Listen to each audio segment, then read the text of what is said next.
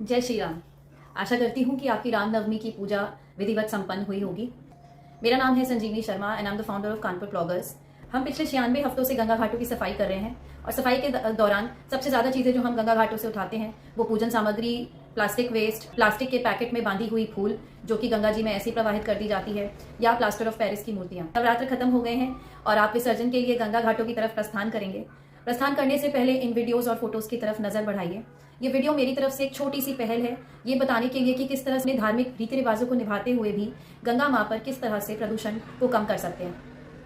यहाँ पर मेरे मंदिर में जितनी भी मूर्तियां हैं, मैंने अष्टधातु की मूर्तियां खरीदी हैं।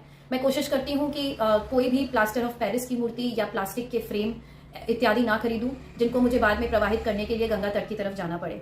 मेरी चुनरियाँ और कपड़े भी ज़्यादातर मैं वापस यूज़ करती हूँ जब तक कि इसमें कोई राख ना गिर जाए या ये जल ना जाए।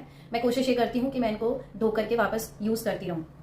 आज क्योंकि मेरे घर में हवन हुआ था तो ये हवन सामग्री का पैकेट खुला था और सिंदूर और धूपबत्ती खरीद के लाए थे, तो ये इस तरह से पैकेट्स आए थे। ये पैकेट्स हम कानपुर ब्लॉगर्स के साथ रिसाइकलिंग के लिए भेज देंगे। इसी तरह से धूपबत्ती और इत्र की डिबिया और शहद की डिबिया जो कि हमने अभिषेक में इस्तेमाल करी थी, ये सब हम रद्दी वाले कार्टन में डालने वाले हैं। हमारे घर में 15 दिन में एक बार हम कबाड़ी वाले को अपने घर के बाहर सड़क पर रोकते हैं और ये सब सामान वहां चला जाता है। इससे ये डायरेक्टली रिसाइकलिंग के लिए चला जाएगा। इसके अलावा हमारे पास जो पुष्प, पान और इस तरह के वेस्ट हैं, ये 1-2 दिन में जब मैं अपना मंदिर साफ करूंगी तो मेरी सीधे कंपोस्ट की बिन में चला जाएगा। मेरे पास घर पे कुछ मटके हैं जिन पे छेद करके मैंने अपने घर में कंपोस्टिंग की व्यवस्था करी है, तो इस तरह से ये कंपोस्ट बन जाएगा, खाद बन जाएगा ये पूजन सामग्री, और 40 दिन के बाद यही पूजन सामग्री मेरे पौधों का हिस्सा बन जाएगी। अगर आपके घर में कंपोस्ट बिन नहीं है तो आप इन पुष्पों का भू विसर्जन कर सकते हैं या एक गमले में इन पुष्पों को डाल के ऊपर से मिट्टी डाल सकते हैं।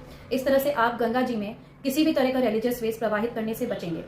हमारे धर्म में जल विसर्जन का प्रावधान है, बट जब हमारे शास्त्र लिखे गए थे तो प्लास्टर ऑफ पेरिस या प्लास्टिक जैसी चीजें नहीं बना करती थी। लेकिन आज की डेट में हम आमतौर पे जो भी चीजें यूज कर रहे हैं, चाहे माता की चुनरी का गोटा हो या माला की मोती हो या फिर धूपबत्ती या अगरबत्ती के पैकेट, सभी कुछ प्लास्टिक में आते हैं और भूलवश हम उन्हें गंगा जी में विसर्जित करके कहीं ना कहीं गंगा माँ का प्रदूषण बढ़ा रहे हैं और अपनी पतित पावनी मोक्षदायिनी माँ गंगा को बहुत पीड़ा दे रहे हैं। तो आशा करती हूँ इस वीडियो के थ्रू आपको थोड़े आइडियाज मिले होंगे कि अपने घर पे आप किस तरह से ये जो रिलीजियस वेस्ट है, पूजन सामग्री है जो आप और मैं डस्टबिन में नहीं डालना चाहते हैं, इसको किस तरह से एक उचित स्थान पर पहुंचाएं और गंगा जी में प्रवाहित करने से बचे, गंगा तटों को गंदा करने से बचे। जय गंगा मैया की।